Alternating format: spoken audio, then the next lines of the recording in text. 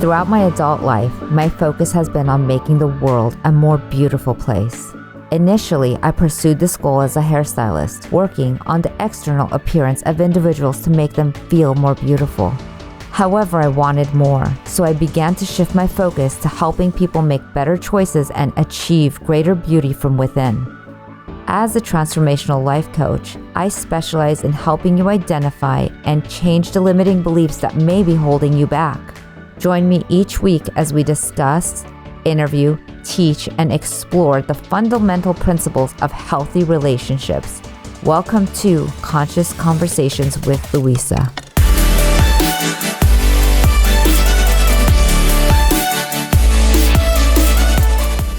In today's episode of Conscious Conversations with Louisa, I'm speaking with Alex Love Lee. Brian, tell us who you are. And one of my favorite questions is, what are the things that, instead of me doing your laundry list of bio, what are the things that you are proud of yourself for in this life? Sure. So a little bit about me. I'm Brian. I live in Dallas, Texas. I am an introverted extrovert. So I love to be around people, and I was terrified to be around people at the exact same time. And that kind of leads into your question, is what I'm the most proud of is, rather than sit in the prison of my own mind, I was always searching for ways on how to interact with people better. Sometimes I felt like I missed that day in school. And I took the leap. I ran into this guy, Mac, and he taught me how to understand people better. And that's the thing that absolutely changed my life. And I've used it not just for personal success, but now I'm teaching it to other people as well. Wow. How old were you when this happened? This happened 12 years ago, and it was a fluke thing. A friend came in from out of town, and she's like, "Hey, let's do dinner while I'm in town." I'm like, "Yeah, that's great." And I got to the venue. I just ordered a glass of wine. She's like, "Hey, I'm not going to make it." Here we go. Right. Like, no, you need to come over here and meet this guy. I'm like, "Nope, I already sat down. I have my glass of wine. I'm good. Thanks for ditching out on me." She said, "No, trust me. You want to come meet this guy." I'm like, "All right, fine." So I went over there, and instantly he read my face, and I'm like, whoa, and it wasn't Barnum statements like, "You've had a tough time in life," or, "Oh, you've lost someone whose name starts with an M," but very specific details. And we were sitting at a table with like 6 other people. He's like, "You this, you this, you this." And it completely blew me away. And after that, I was hooked. And so I started driving from Dallas to Fort Worth to go to, he used to do 2 classes a month in person in this little bank building. And I would drive over there. And then at one point he created a certification for it. And I went and got certified. And like I said, just completely changed my life. That is amazing. I remember you doing that at Secret Knock with me. And I was like, and then I couldn't help but want to introduce you to everyone with a pulse so I could read their face, or have you read their face for me. So I knew how many people I really liked right away, thanks to you assessing the situation. And that's the fun part about it, right? Like, so the reason I call the company SubtleSkills is because you don't tell everybody you're doing it, except for when something like when we're at Secret Knock, where it's like, "Oh, hey, read their face." And then people are either totally on board or they're horrified. Like, they're, "What? No, nope, I'll be over here." And it's just a great thing. So you'll actually see this a little bit later. That's one of the things in my slides. It says, it's actually like being a celebrity in a small area, because once people know that you have this skill and you've learned it, then they'll come to you and ask, like, "What about this person?" They'll bring you somebody on their phone, or they'll bring somebody else up. And it is kind of like being a mini celebrity if people know what you're doing. Absolutely. So it does make me think, because everybody, I saw you be the celebrity there, and you had to kind of step into that the entire time. You do it for a living. What does it feel like when everybody wants you to do it as, can I just ask you 400 questions and then do it for free everywhere? So it's fun. Like, that's the thing. If I'm at an event already, I don't mind it, because when you're doing something you're passionate about, the time flies, right? And it's kind of fun when I go out, because I can go out to different places. And if somebody knows, then it's kind of like going and running into friends, right? And so there's not really been an event that I've been to that has just wore me out afterwards. The opposite, kind of like you and I were talking about before we started, is I end up leaving more energized, because you got to connect with so many different people versus just sitting alone by yourself. It's just a game changer. Yeah. You have such an amazing energy that I can't ever imagine you sitting alone anywhere by yourself. I mean, you exude so much beautiful energy that I was drawn to you regardless of this. But you did feel like a celebrity to me there because of this extra special skill. Yeah. Oh, here's the funny thing about Secret Knock. I went as an attendee, And then Greg came up there and he's like, and well, we were walking around and they were asking questions. And I remember one of the guys, I know his name was like Scorpion or whatever, that you know who I'm talking about, the guy who created all the self-defense, and he was talking to us about all the algorithms and what they were doing in like defense technology and everything else. Yes. Okay. Maybe it was Scorpio was his name. But anyway, one of the things he said is you can't help broken people all the time if you're broken yourself. Oh, wow. That was a good, right? And so after I read that, Greg tapped me on the shoulder and he's like, hey, by the way, and he said it on the microphone in front of everybody, and Brian's going to be speaking tomorrow. And I immediately went, oh shit, because I didn't plan on that, right? I went as kind of an attendee. And then he gave me that opportunity to talk. And that's another game changer I would be happy to be at Secret Knock just to learn and sit around and get like the energy and feed off of everybody else and have so much fun. But getting to share with people and see people have the aha moment, that just lights me up. So Me too. I so relate to that. And I remember I came into this work because I wanted to find out what was wrong with me. I felt broken. I felt like, oh my God, I've got to figure out what's wrong. And in the process, what I discovered was what was right with me. And one of the things that I loved was actually speaking. And so when you said he asked you to speak, I'm like, that would be such an amazing dream, because a few years ago, think I was going to die if I spoke. And now I can't wait to be on stage. So I love it. So what prepared you to be able to do that? Like what did you do? I know you were driving to go learn, but like, how did you learn to get comfortable on stage? I still get uncomfortable. Like when I first start, if you really watch me up close, I'm nervous the first few minutes because I start looking around going, there's a lot of people. Once I actually learn to do what I teach, which is focus on one person at a time, then I don't worry about everybody else that's there. But if you watch, like I was at Prosperity Camp and same thing. He's like, hey, you're going to talk. And I was in the back working on a PowerPoint. He's like, all right, and here comes Brian. I'm like, what? I thought I was talking the next day. And so the first few minutes, I used to be nervous. But what I learned from Greg and from Steve is they're like, master your opening. Because then when you walk up on stage, you automatically have that same opening over and over and over again. And you just go into that automatic mode for the first second. And then you just bring the rest of your presentation out. But I agree with you. Like, I love it. I can show you right now. I have 14 pages of notes from the last Secret Knock, because if I'm there, I'm learning from everybody. Right. But to get to be up there and see people get it is just a whole other level, which is why you probably like speaking as well, because it's getting to take so much in, but also getting to give some back. And that makes a huge difference. Absolutely. Speaking of getting it, I'm a hairdresser. I've been doing hair for 25 years, and I'd stand behind people's chair, just like on Zoom, you could see their faces in the mirror, right? And every time I would share and something would land, I could see them repeating that to themselves. I'm like, and it was it's always a magical moment. And then they leave my chair and I get a text that says, this opened up for me and I took action in this area. And I just assumed everybody had that impact on people.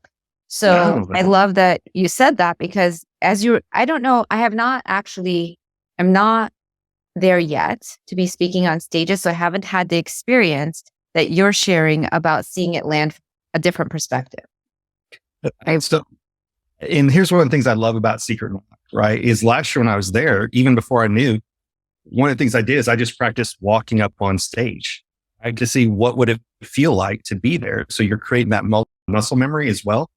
And that's the thing, is the stage on the side that I ended up walking onto was the stage I actually ended up speaking on later on.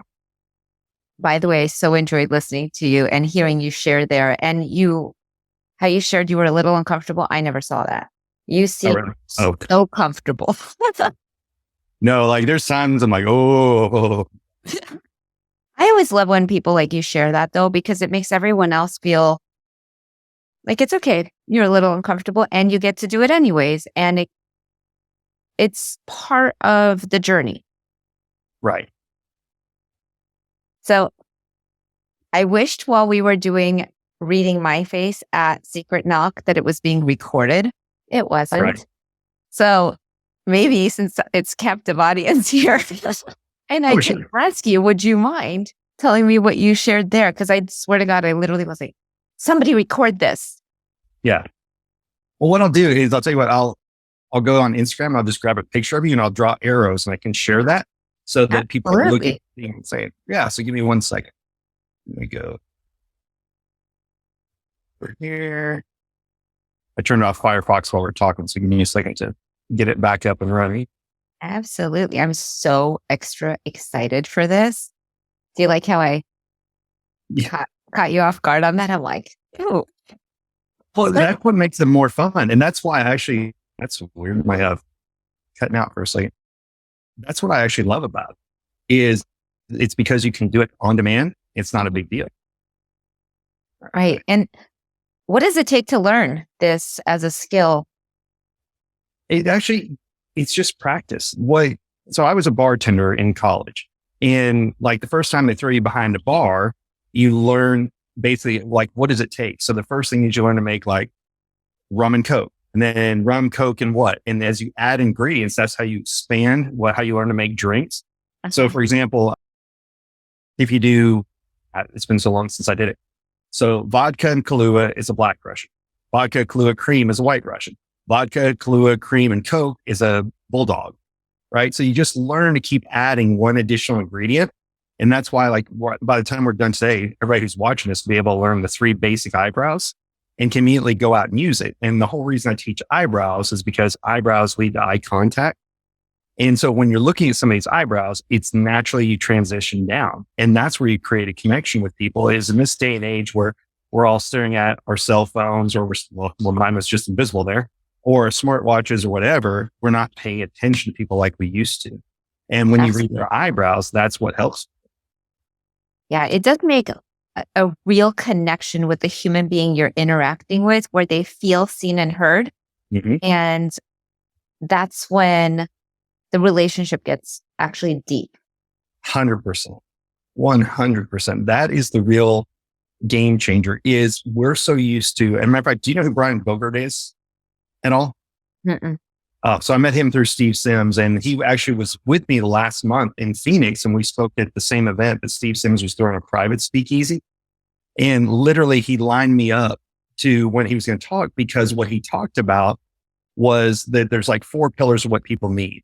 But the pillar 3 and 4 was people want to feel seen and heard, was 3. And then number 4 was connected with other people. I'm like, dude, you're just lining me up for my speech, because that's what I teach, is how do you make people feel seen and heard? And there's a testimonial I need to put up on Instagram of a guy who I was explaining about ears versus eyes, and his assistant had larger ears. And I said, okay, well then, use, and when I say this, your ears are always larger than your eyes. But when you look at proportion of somebody's face, are their ears larger or smaller? Well, if they're larger, then they tend to be auditory people. And so he had a phone call with his assistant. And I had to go. And when he's talking to her, he's like, hey, I hear you. I hear where you're coming from. I'm listening to what you said. And when he hung up with her, she sent like this long, detailed email. Normally her responses are like, thanks, and that's it. But because he was speaking her language by using auditory terms, it changed the way that she wanted to interact with him. And it's just a game changer on things. So it really is. And I remember I interviewed this lady, and I was asking her what had her really win in raising beautiful children. And she said, while everybody else was really concerned about who they were, what profession they were going to be in, her concern was that they were seen and heard. And I literally thought, and I brought that into my life with my children. And I thought, oh my God, my mantra has been, I hope I don't screw them up. Right. I've been so afraid of not doing it right that I was not doing it right, because I was coming from fear, as opposed to the experience of having my children have their own vision and they get to be seen and heard. Everybody wants to know that they matter.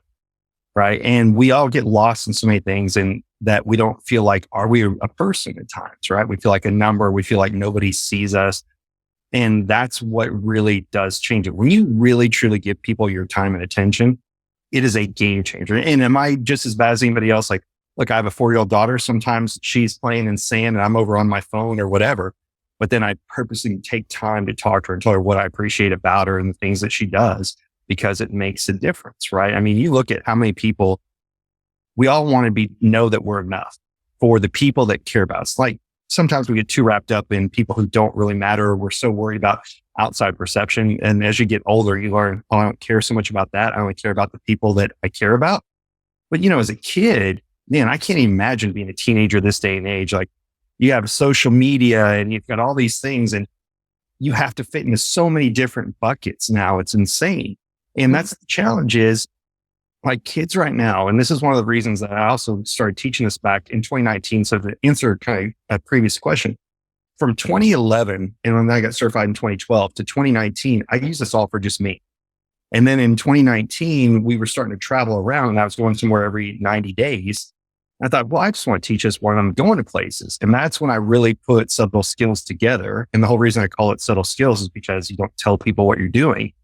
But when I started teaching it, and you see the impact it makes. And what I do teach people is you want to test this and not tell anybody else about it. Servers, when you're at the airport, gate agents, hotels, because nobody pays attention to those people. And what you'll get is you make them feel like a person instead of just transactional interactions. And then every person after you has a better experience, right? People love to share the story about when they go and pay for the next person in line Starbucks, right? And it's a great effort. I applaud people who do it, but you can do it so much easier because if you make somebody feel like a person, every other person they meet that day gets that same level of respect and everything. It's just a thing. I love that. And it's so true. So sorry, I got distracted. I'm now looking for pictures of you. Here, I'm going to grab a fun picture. Can't wait to see which one you pick. Well, because it'll actually lead me into the part of what I was going to show today. So I'm going to grab here, capture it. Then I'm going to share my screen a different way. I'm impressed with the extra special tech skills you have too, because I'm not blessed with those yet. I'm going to say I didn't used to be blessed with them. I invite that beautiful skill into my life. All right. Can you see this picture? Yes. It says JPG. Well, actually, it's supposed to be a picture of you. Okay, hold on one second. Let me go back. And why is it not showing it all? Hold on one second. You just got done talking about my tech skills and then I can't. I know. I'm sorry. I totally created that one. All right. There you go. So wow. Uh-huh. So I purposely picked this one because in this day and age, this is what a lot of people can see and that's it. And so when we're looking at people this day and age, I can still, even with seeing this part here of your forehead, this part here and your eyes, I can still tell a lot about it, right? So this part right here, as I draw the arrow. Uh-huh. All right. So I'm going to make this a little bit smaller on the arrow size. All right. So this area right here of your forehead, that means you're process driven. Step 1, step 2, step 3, step 4. So I know if I jump from step 1 to step 4, you're going to stop and go, well, what happened to 2 and 3? So this is what's called a brow ridge. And so when I see that on people, and so I'm in sales, I'm a regional vice president, I sell technology. In addition to speaking, I know if I'm dealing with somebody who has that brow ridge, I have to go and explain every step of what we're doing because they don't want to just say a meet and greet and then get to the final product. They want to know what's going on behind the scenes. So I would actually over communicate with this person all the different steps that we're going to go through from the time you sign the contract until the time we're going to deliver our product. What is everything that you can expect along the way? And people who have that brow ridge also love to reverse engineer things, right? Because you may want to go and do it your own way. So just that brow ridge right there, I can tell that part. Now, so if we want to take that part out, so the other thing that we can do is we can take from the inside of somebody's eye to the outside, you can look at how does their eye angle? And I'll show this in the PowerPoints here in a second, but see yours actually angle up. So what I know is that means you're the optimist. You want to hear about the positive side of things. So if I'm selling something to you, then what I'm going to end up doing is I'm going to talk about here's all the benefits, here's the features, here's all the positive things that we had to do for the product and how everyone's going to benefit. Now, conversely, if your eyes angled down, and I'll show a picture of that here in a minute, then I would talk about all the obstacles that we overcame. Because when somebody's eyes angle down, they are used to seeing the problems that could occur. And I know that because I used to have that. I was raised by a dad who could tell me everything that would ever go wrong with a project. So I became great at troubleshooting things because I was always thinking, oh yeah, but what about this? Oh yeah, what about that? Once I got into personal development, my eyes actually angled up and you get to see that here in a few minutes. Wow. And so that's just from looking here. Now you also have straight eyebrows, right? Get straight to the point. Don't waste your time, right? And then you have a rounded forehead here. So you're outside the box thinker. You want to know, how does everybody else do it? And then you're going to do it your own damn way anyway, right? And so that those 2 things, the rounded forehead and then the brow ridge, that's part of why you want to understand every step, because you may have a better way of doing it. So that's just from grabbing a simple picture of you. And that's just one picture from below. And I'll see if I can grab another one. But I want to show people how even with a mask, you can still read a lot on people, because there are a lot of places that still have mask mandates and people feel lost. Now, I will tell you who does suffer is kids, because we're all natural born lip readers. And if you're trying to learn a vocabulary and expand your language, we tend to read lips. And that's why if you ever watched a movie and it's dubbed over from another language to English, or let's say you're listening to a movie and the sound is a little bit off, you have a hard time watching it, because we still naturally read people's lips. And Absolutely. so kids can't read lips. And not only is it harder for them to hear, but they can't watch to mimic what the lips are doing to make that sound. That's a great. Oh yeah. I'm just telling you. Wow. I haven't even thought that, but I'm also thinking of all of the expressions that we have on our face that get hidden behind the mask has been hidden behind the mask for the last 2 years, and self-expression is suffering. Oh, absolutely. You can't tell if somebody's really smiling unless they smile so big that you see the crinkles on the side of their eyes. We don't know if they're smiling behind a mask. So sarcasm has gone to a whole other misunderstood level, because when you say something sarcastic, you usually laugh. Well, if people can't tell if you're laughing, they're like, well, he's an a-hole. And you're like, no, I meant that as a joke. So with masks, you have to watch sarcasm as well, because people can't tell. Are you smiling? Are you not? And there's a lot so what I teach is more of I go like I am here, just grab a picture of somebody. But what I'll also go and do is you can watch for what's known as like micro expressions that people do. Like when somebody's upset, they press their mouth together, like, well, if you can see that, I said something wrong, or they're trying to bite their tongue. They're literally forcing their mouth closed so they don't say what they don't want to say. Well, you can't see that in a mask. Wow. So there's a lot of challenges with things when you're going into masks. Sorry, I'm looking for another picture. It's so funny you say that. I had a friend of mine ask me, how do I know as trends change on how to cut someone's hair? And I said, I actually let my client call the shots on how their hair is cut, because they're always watching me. And every time I'm about to do the next move, their body gives me a language of like, yes, that's okay, or no, that's not. Right. And their body language is actually directing my traffic to what I'm going to do next. And I'm so in tuned. And I didn't even know that I was doing that until I was explaining to him. He goes, it sounds like you're making love to your clients. And I'm like, that is an interesting way to describe it. Okay. And I was dying laughing, because the reality is I'm probably way more attentive there than not. And I am absolutely watching their body language and their facial expressions and their every single move to decide my next move. And it's what I've done, and it works. So here's this one, since it's a secret photo, right? Yeah, you and Dan. So same thing we were talking about earlier. Let me move my mouse over to here so that you can see with the eyes, they angle up. So it's a little bit easier to see on these pictures. So when you look at someone, eyes either angle up, that's the optimist, even keel, give or take, doesn't really matter. Down, they see the downside of things. So you look at yours, I know that I should always be talking about the positive side of things. As a matter of fact, if I start talking too negative, you shut down. You're just like, that's not what I want to hear. And you tune people out. So you may still be nodding, but you're not paying attention to them anymore, because you're like, why be so negative? Right. And so when I look at somebody like that, that's just a perfect example of that.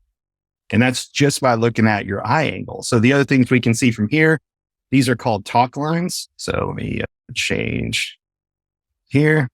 So this right here is a talk line. So I know you're somebody who enjoys a good conversation. Now, you just told us what you do for a living, right? But I know even if I had no idea what you did, you enjoy a good conversation. And it's your face telling us this. And people I know are listening and going, this is bull.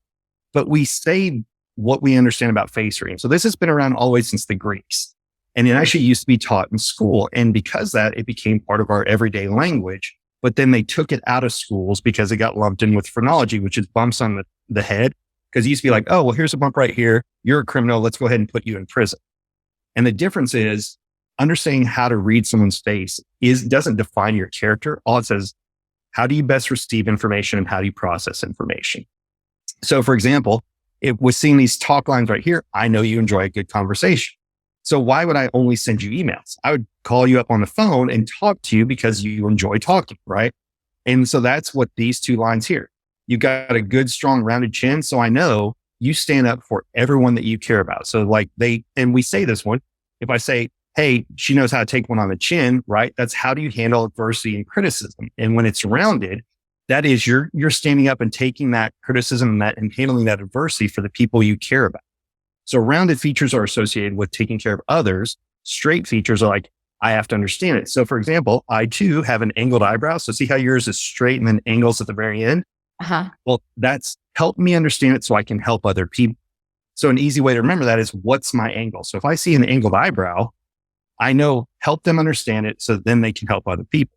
If I see rounded eyebrow, and I'll show this again in PowerPoint here in a few minutes, a rounded eyebrow is they think about the people around them first and themselves second. And then straight eyebrows get straight to the point.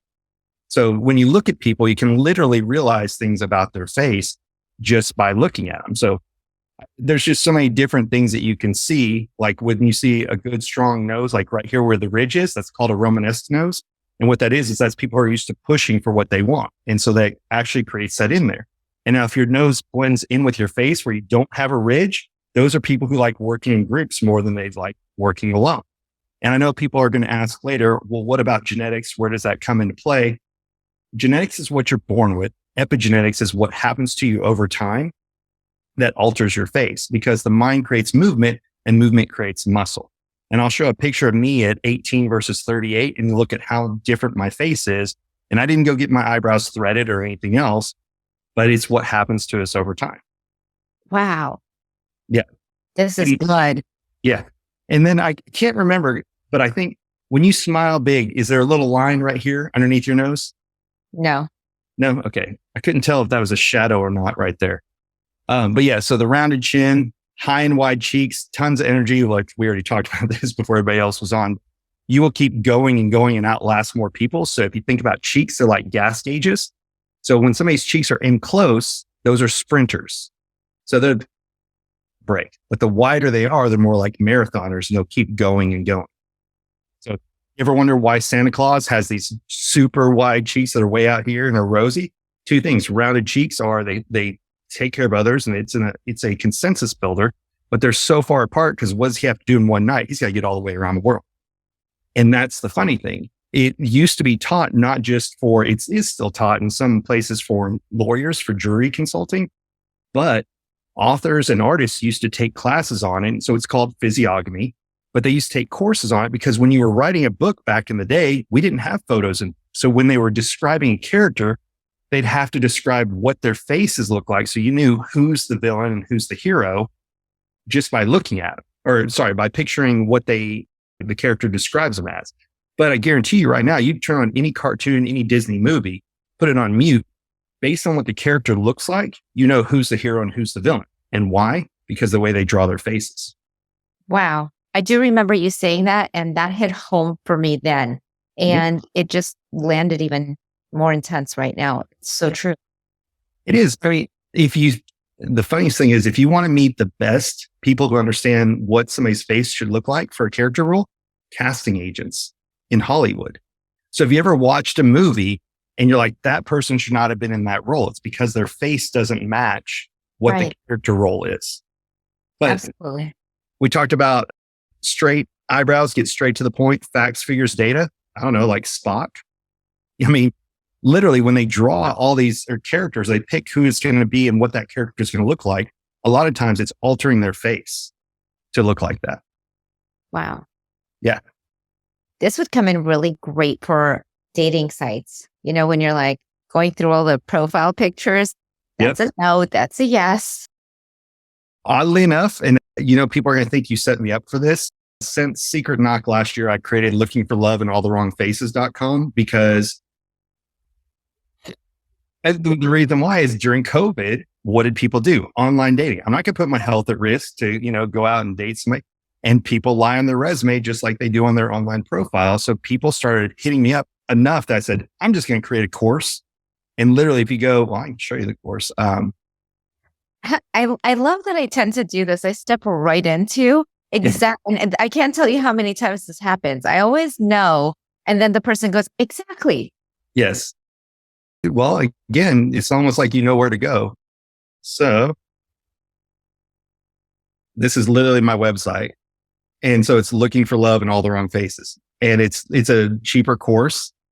And I'd say it's cheaper than 2 bad dates is the tagline. Yeah. And so that's the whole thing. Now, what I did with this one, and this is actually kind of interesting. Someone you should interview on in the future. She wrote a book called Gnostic Sales and Marketing. And what she learned is by working with people who were having an MRI done as they were working on them and asking them questions and things, they looked at how the brain reacted. And so what she taught me is when you're first teaching a concept to people, start with cartoons, because we get too wrapped up in the actual details of someone's face or the details of a product, whatever. So people learn faster through cartoons. So unlike my regular course, this is all done with avatars and cartoons so people could learn it faster. But it was really cool. Kimberly Slavic is her name. But she wrote a book, This Gnostic Sales and Marketing. It's a great book if you're dealing with people. Like, people hate to be asked questions because they feel put on the spot. So all you want to do is craft something that people say like, yes, that's right, or they answer it. So I'll share the book with you later on. I would love that. This is brilliant. Yeah. So why do I call it facial analysis? Because when I say face reading, people go, oh, can you read palms too? And I'm like, no, I know nothing about that. So I call it face analysis. And then why is it face? Because it's find, access, convert, express. That's what you're doing. So you find a facial feature, access what it means, then convert it. So how would they best hear it? And then express it that way. And so I'll give an example of this in a weird way. And you may have heard this one before at Secret Knock. I went to a wedding at Jekyll Island last January. It was actually, they got married the day, could be January 1st, they got married. And at the reception dinner, I noticed that the guy serving us wine and serving our table, it said where he's from on the name tag, and said he was Hungarian. I'm like, wait a minute. Okay. I went to Budapest. I know Hungarian. Let me go and look. And I keep it on my phone phonetically. So he came back and he filled up my wine glass. And I said, Kosanom. And the guy stopped. He's like, you speak Hungarian? I said, well, I've been to Budapest, and, we learned basic phrases. It's out of respect. And he went and brought other servers. And guess whose glass was never empty that night? Not just me, anybody else at my entire table. So 9 other people benefited from me taking 2 seconds to make that guy feel seen and heard. And that's exactly what this is when you're looking at somebody's face, people go, oh, is it manipulation? No, it's creating an understanding. And it's about making, how would they receive the message more important than what do I want to say? And people can tell the difference between when you are just pushing your agenda or if they feel like it's customized for them. Absolutely. So I have a question for you. Sure. I find that really powerful, extraordinary people that I'm around, which I'm blessed enough to be around a lot, right? and to want to ask questions more than they want to tell people about who they are. Yes. They tend to want to know more about you than say, let me tell you who I am. Mm-hmm. Granted, they are more infamous than the other. But how do you get to have a balance of being seen and letting people know who you are, but then learning that amazing skill of asking people about who they are? Yes. So it's a combination. Like I said, it only talks about how do they best receive information and process information. But I'll still do things that have nothing to do with their face. Like if I'm ever in a networking event, what's the number one question everybody asks? Oh, so what do you do? Hate the question. There's 2 reasons I hate it. Number 1, everybody asks that question.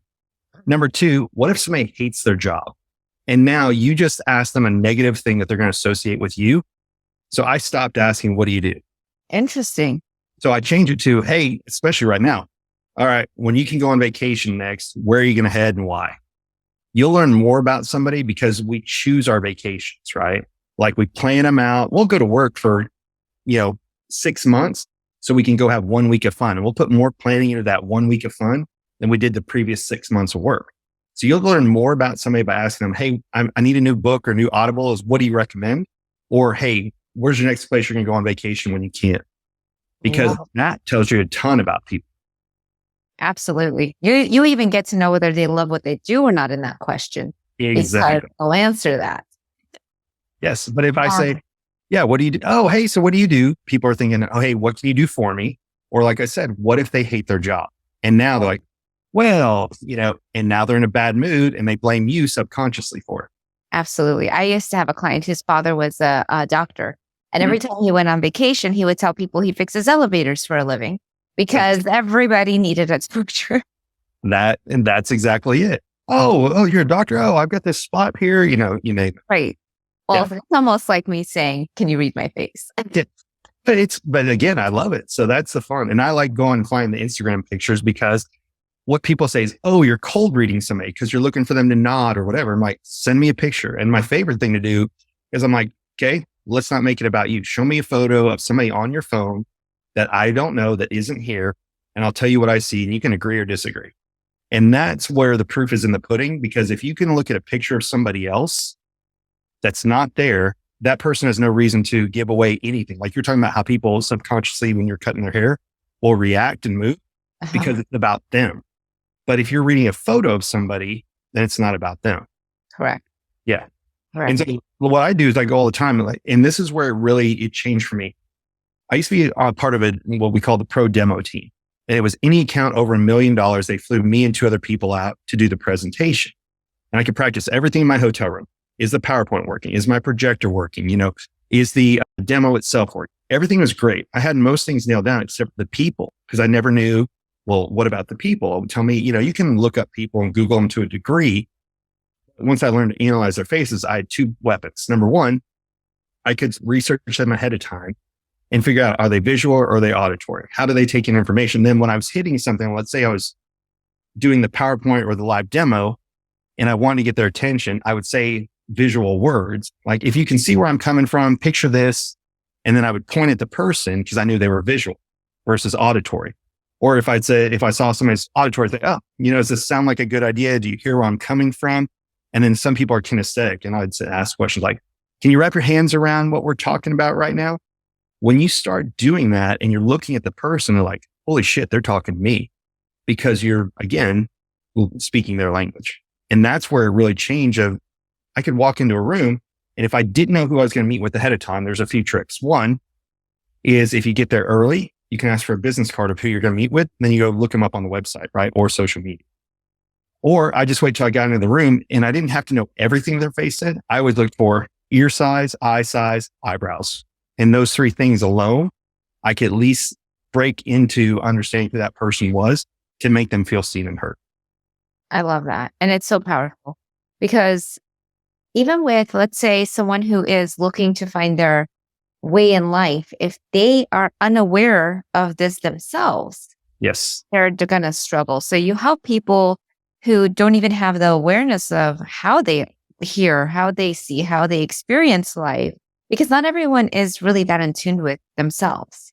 100%. The very first person that you end up, when you learn to read faces, stand in front of a mirror and you're like, holy crap, why have I never noticed like the angle eyebrow that I have? I didn't even realize I had it until I did a photo shoot and they were like, oh yeah. And I saw it. And I'm like, oh God. And then so I went back and looked. I'm like, well, what age did that thing show up? Because I used to have different kind of eyebrows, but yes. So then I have angled ones. Yeah. So ears, eyes, Right. What would you say on whether I'm auditory or? Show me more of your ear because I could only see a little bit.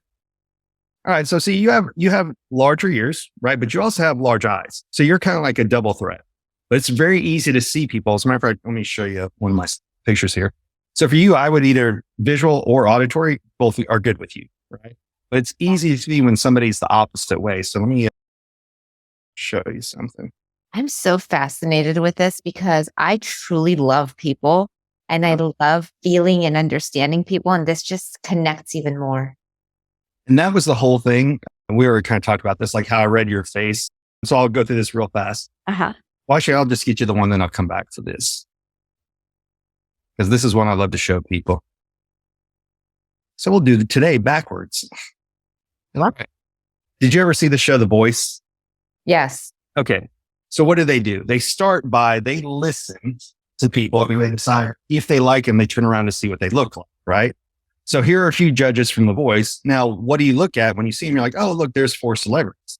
But I look at those people and what I see is these are people that I would call or send a voice text versus an email or regular text, because look at their ear to eye ratio now that I've highlighted it and how much larger their ears are, right? So if you look at each one of those people, so those are 100% auditory people. Now people go, yeah, they're musicians. I'm like, doesn't that just prove my point more?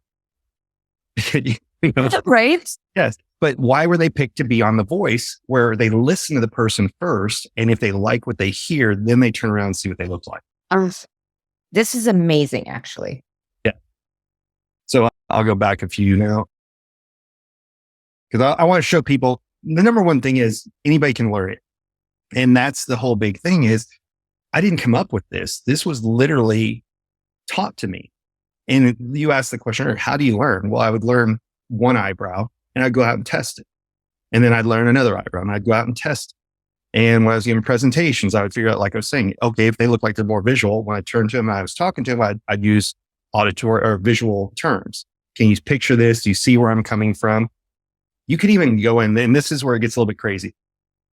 Go and read a longer email from someone and people will tell you how they want to be talked to.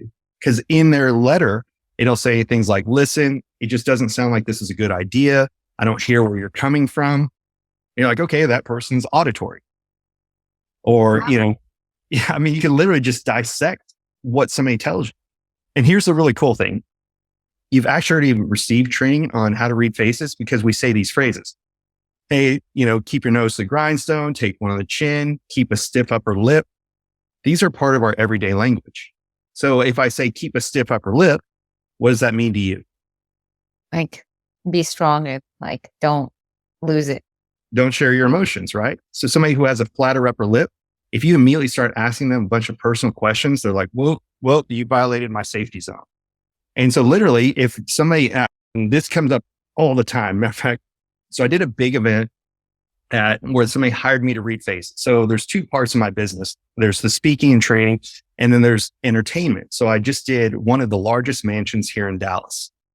And this lady sat down, she was all excited and she had a bigger upper lip. Husband couldn't even see that the guy had an upper lip. And so she's all excited. She's like, and I'm like, I know where this is going to go. She's excited. She's going to say, read him. And he already had his arms crossed and he has no upper lip. And he's like, nope. So I know right away who wants to have their face read and who doesn't like it. Now, with that being said, if somebody has a flatter upper lip and they volunteer to have their face read, that's somebody who's challenging themselves because they don't like the idea of that. And so I'll actually call it out. I'm like, hey, look, I noticed you have a flatter upper lip. You volunteered for this. This is you getting way out of your comfort zone, isn't it? And I'm like, yeah. And so I give them credit for doing it. Because it's amazing. What was I going to show you? There was another one I was going to show you real fast. Oh, so here's what's based on. It's called physiognomy. Like I said, it's been around since the Greeks. But really what I loved about this is I have my bookshelf behind me, you can't see, full of body language books, you name it, because I always felt like I had to be an introvert. I never felt comfortable around people. And what I loved about face reading was the first proactive skill I could use. And that was a real game changer for me, is because I felt prepared. And a good example that I went to Steve Sims' event, the Speakeasy in San Diego. And what I did is he added me to his Facebook group. And as people were talking about, hey, I'm so excited to be there and everything, I would just take a picture of their face and I'd analyze their face. When I walked in, I felt like I was meeting with friends versus random strangers. I'd just walk up and start talking to them. They're like, oh yeah, is this your 3rd or 4th time here? And I'm like, no, this is my 1st time here. But I felt comfortable because I got out of my own head and into the present moment. And that's what really changed it for me. But with that being said, I think everybody needs to read body language books. These are 2 of my favorite ones. What Everybody's Saying by Joe Navarro. That one's reading other people's body language. And then You Say More Than You Think is by my friend Janine Driver. And that's examining your own body language. The problem with those right now, we're doing things like we are in Zoom right now. I can't see what your body's doing. Are your arms crossed or legs crossed? You name it. Exactly. But it's hard, right? And even if you can get a meeting, now everybody's got their laptops in front of them. So you can't always see what's going on. And here's the real game changer for me. Who would you rather talk to? The guy in the blue or the guy in the red? Right? The guy in the blue is reading faces. The guy in the red's looking at body language. Yeah. And so you're giving people, so again, body language is super important. You have to know if something's going wrong in a room. And to your point, when you're cutting hair, people react with their body when they're afraid to say something. So you have to learn body language.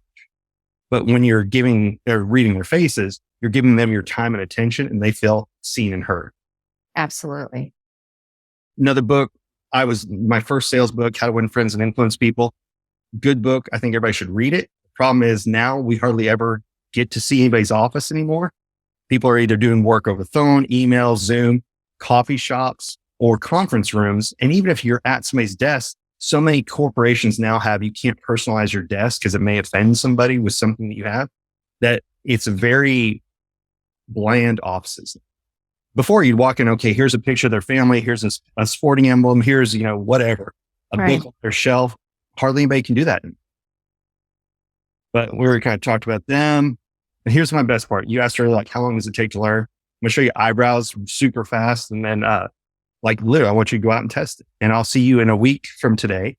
And you can tell me like, hey, does it work or not? I already know the answer, but I want you to learn. So what I do, go look up people on some type of social media. I find a good picture of them. The reason I say good is you want to be able to tell, like we did your eyes earlier, other features is if it's straight on and well lit, you can see more pictures. Right. Or more features. Yeah. So straight, not angled, tilted, and well lit. Then what do I look for? Well, there's two ways to look and read somebody's faces. One is prominent. What's the prominent features on their face? So if they were going to draw a characterist, was going to draw your face, what would they over exaggerate? That's a prominent feature. Or I have my go-to ones, like I talked about earlier. Eyes, ears, eyebrows are my top three. And I go from there. So you can just decide, what do you want to look at? Then what do? You translate. So what do you want to say? And then you put it in their language. So we already talked about this earlier. Are they auditory? Are they visual? Are they kinesthetic? Now, here's the key thing. This is when you're talking to someone. If you're sending in a presentation to somebody, though, what you want to do is you want to pepper in all three of those. Because what happens to presentations or emails? They get forwarded on to somebody else. And what if that person is visual, but you were sending it to an auditory person? So you add in all three of those. So no matter who gets that, then you know, okay, I've covered all my bases.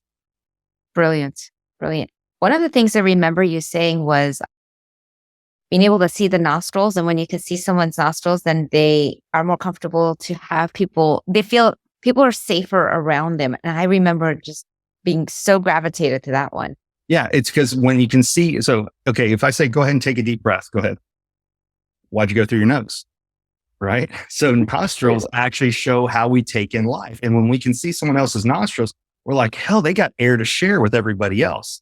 And so a feature that's the opposite, and watch this, when you go and watch villains, the devil, vampires, you name it, like a villain in even a cartoon, their nose is angled down so that all their air is just theirs. And what's the common theme with them all is they don't care about anybody else's agenda, right? It's just whatever it takes for them to survive.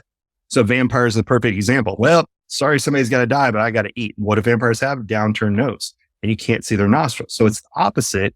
When you can see someone's nostrils, it's like, oh, look, I have plenty of air to share, and you can come up and borrow some of mine. And we don't know why we do that. That's what literally we've been taught over time. I love that. The simple way to look at it is, who am I going to be talking to? What do I see or read? And how do I approach that person? Right? So we'll go through eyebrows real fast because I know we're getting ready to run out of time. But why do I start with eyebrows? Because you can see eyebrows from far away. And like I talked about, eyebrows lead to eye contact. That's the number one reason why I do it. And then you can look at the three people. It doesn't matter what position they're in. You can still make out their eyebrow shape. Here's the fun part. Google people without eyebrows, and you won't even recognize celebrities once you take their eyebrows away. Wow. Yeah. I mean, literally, you can do this right now. I just did this the other day. For some reason, Nicolas Cage always shows up. Angelina Jolie, look at her. She looks like an alien. And this is literally right off Google. You can see from here, but that's how important when we look at somebody, we pay attention to their eyebrows and we don't recognize them if they take them away. Eyebrows are so important. Oh, yes. And here's the reason why. I swear you lead me into stuff. They are important because they are what protects our eyes. So it started out that they protect them from sand, dirt, dust, you name it. But when we're born, if we're lucky enough to be born with sight, that's the first way we take in the world. And so all babies have large eyes. And then as they learn to speak or hear things, their eyes may go smaller, their ears may go larger, or their mouth, right? Because they learn to talk more, listen more, you name it. But we're born with a fear of heights and a fear of loud noises. But we take in our world visually first. And that's why we have eyebrows, is to protect our eyes. And what's cool about eyebrows tells us, how do we take in, how do we process information? So there's two types of eyebrow heights. There's eyebrows that are high and away from the eye, and there's eyebrows that are right on top of the eye. An easy way to think about it is like speed bumps on a street. If a speed bump is in the middle of the road, then you can only go so fast. You have to slow down, go over the speed bump, then you can try and speed up again. But if the speed bump is right before a stop sign, you can tear butt down that street and only have to stop right before the stop sign, right? Well, that's no different with data racing down your forehead to get into your eye. If the higher the eyebrow is, you go slow, go over the speed bump, and go in to get data.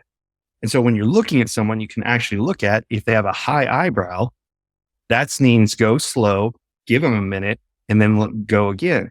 So if you meet somebody who has an eyebrow that's not right on top of their eye, then that's how much time they need to make a decision. So the higher the eyebrow is, the more time they need. So if you were to do a pressure sale on somebody like this, where there's a lot of space between the eyebrow and the eye, you can make a sale, but you'll never have a customer, because they will have buyer's remorse out the wazoo.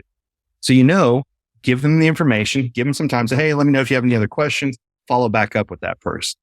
Now, the inverse of that is when it's right above their eyebrow, that's somebody who understands facts, figures, and data fast and makes decisions quick. So if the eyebrow is right above the eye, I talk to them, I give them the basic information, and I just shut up and go, okay, what else do you need? I'm so blown away.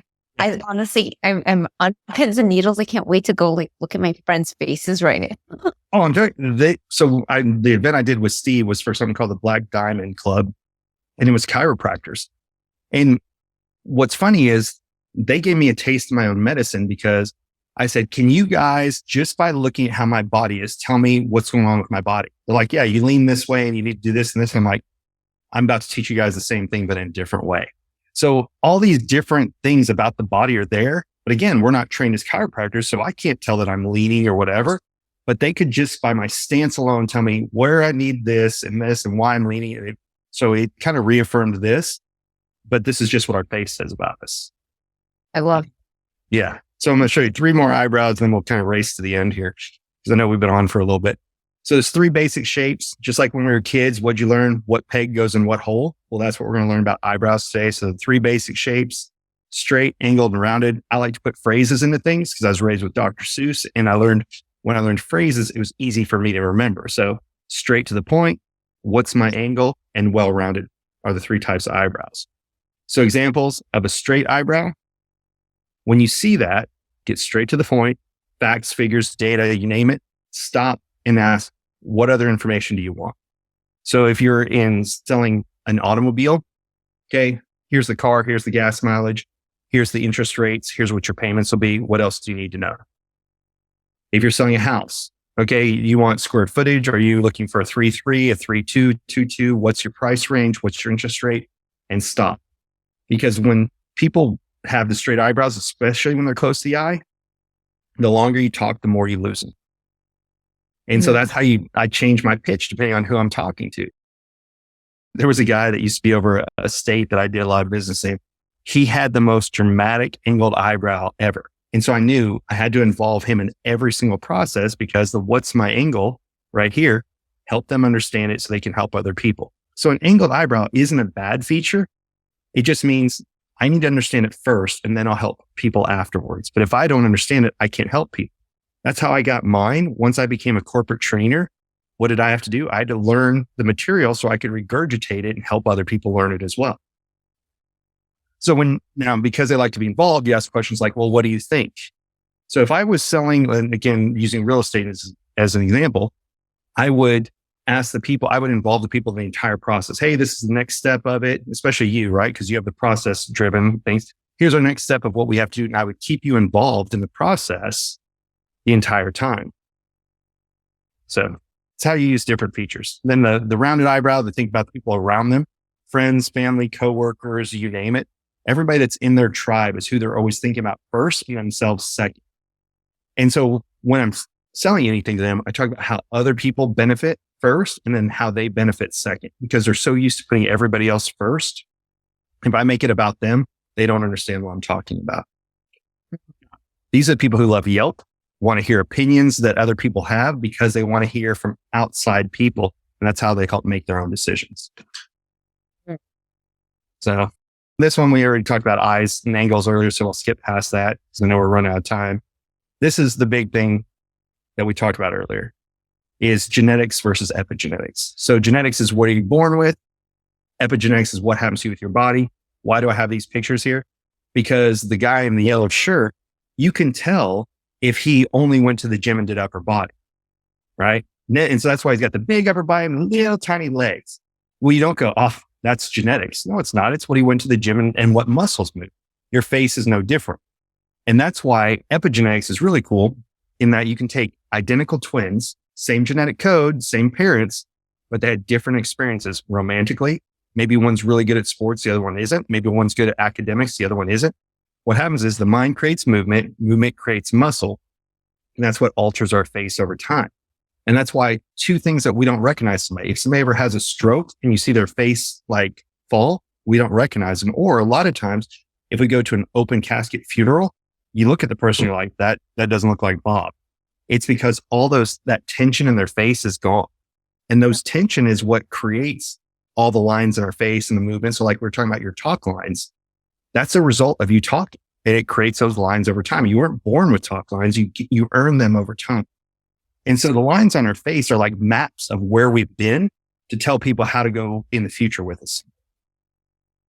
I would like to pretend that those are not there.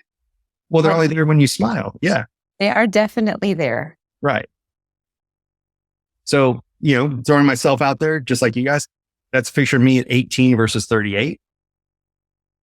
And if you look, like my eyebrows were different. My eyes used to both angle down, like I talked about. And that's the way I was raised, was always look out for the problems. You need to, keep anticipating what could go wrong. As I learned to overcome that, my eyes actually angled differently. Again, this angled eyebrow I didn't have when I was a kid there.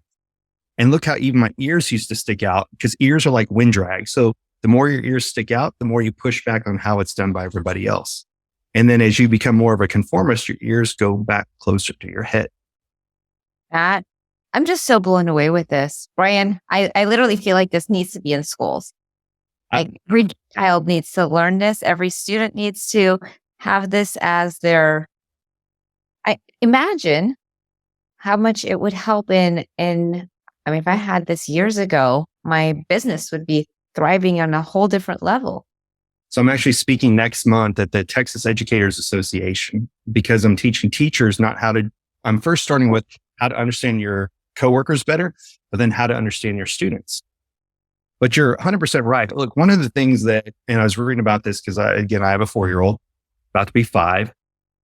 Kids are in a really weird phase because everything is perfected for them, right? Remember, and growing up as a kid, I had to pick up the phone, call, hope somebody answers, no caller ID or anything. And you had to get over that and make that phone call. Kids now have text messaging where they get to create the perfect text. How many times do you see a kid take 85 photos? They didn't have to do like us, where we took it and had to take it to the Kodak store and hope it was a good picture 3 weeks later, right? So they're trying to create all these perfect things. They can craft an email, a text, perfect a photo. They're looking for perfection. They don't understand how to have just face-to-face conversations anymore. It's terrifying. Like kids today, the idea of picking up a phone, calling somebody is the same fear that most people have this day and age of public speaking, because their entire world is about creating perfection. And that's not reality, but that's what they're used to. And we're all guilty, but don't get me wrong. We don't put all the shitty stuff in our life up on social media. We put the things that we think will make other people happy, or something we want to share, and we want to share good things. But kids live in that entire world today. And that's exactly why I wanted to start teaching it. I was that introvert. I was the one who was out in public, but I was living in the prison of my own mind. This body language got me partially out of my way.